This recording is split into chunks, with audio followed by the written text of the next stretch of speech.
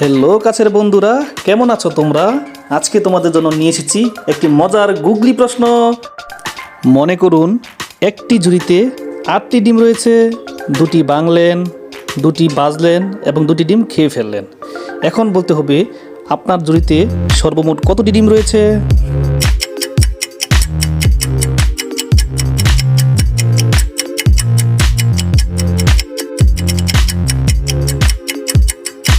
ইতিমধ্যে যারা গেস করতে পেরেছেন তারা অবশ্যই ভিডিওতে একটা লাইক দিয়ে কমেন্টে জানিয়ে দেন।